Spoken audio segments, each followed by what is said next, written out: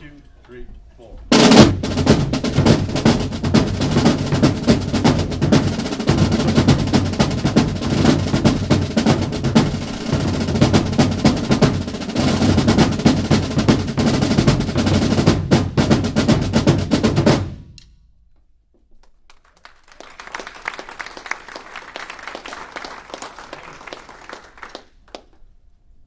Okay, now is solo number 2.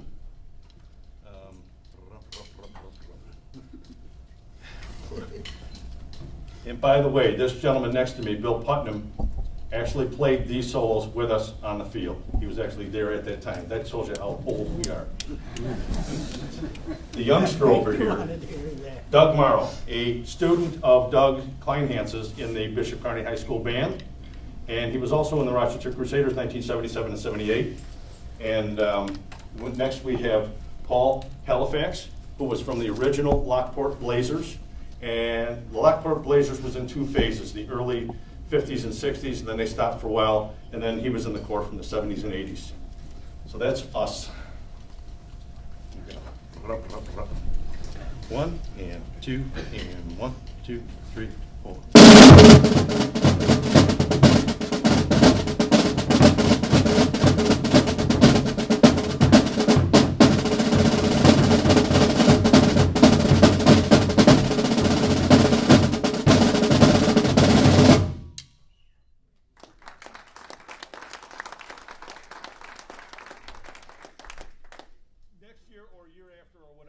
We'll do a different demonstration based on the Emerald Cadet Drum Quartet, this is not based on that. But the Emerald Cadet Drum Quartet were undefeated in New York Canadian, 63, 4, and 5. The first year we were disqualified for technicality, but we did very well there. We also went to VFW Nationals, come in second. Okay. We also went to Archer Epler twice, 2 or 3 times, but every time we appeared at the Archer Epler show, the individuals, we didn't do well because somebody got sick, or so we had to replace somebody like the week before. So we didn't ever do really too well down at Archie's show, unfortunately. That was just a matter of happenstance. But it was a very good drum quartet. Different subject for a different day. On this last piece we're going to play, last of the 3, I'm going to show you something very clever about Doug Kleinhance's writing. And that is I'm going to have Doug Morrow play a quarter note on the rim, nice and loud for you, so you can hear where the quarter note lies. Okay? That's the only way you're going to find it. Yeah, exactly. In so doing, you will see that a lot of the superimpositions that Doug used, a lot of the syncopation, a lot of a weak 16th note before the bar line, and then a weak 16th note after the bar line, and then a strong accent on the second 16th note of the first quarter note, led to a lot of tricky stuff. So I call it rudimental jazz, okay? And that's actually what Doug did, is he wrote some things that were very, very interesting and very jazz-oriented, okay? Let's try this little demonstration. 1 and 2 and 1, 2, 3, 4.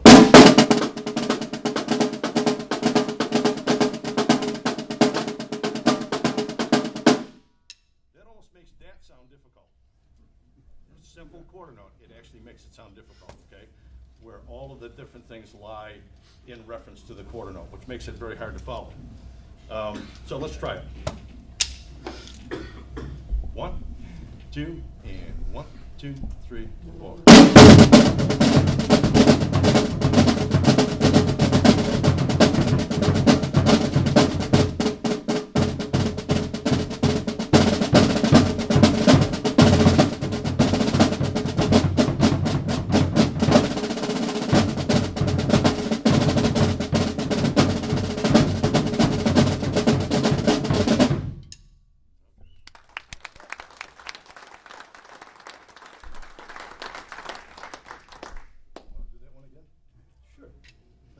One more time. 1 and 2 and 1, 2, 3, 4.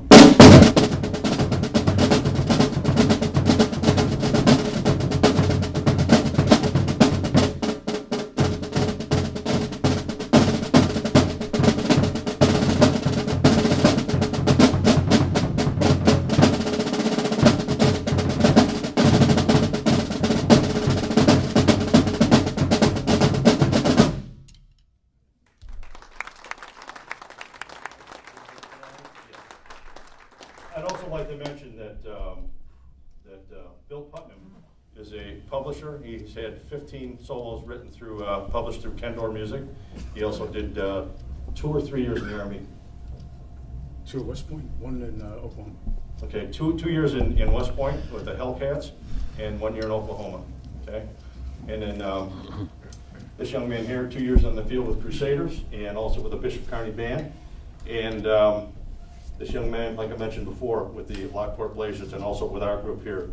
One of our instructors, early instructors of the Emerald Cadets, was a gentleman by the name of Guy Iannello. Was he here? No, he was here earlier. Okay, and then later, Doug Fleinhans, okay?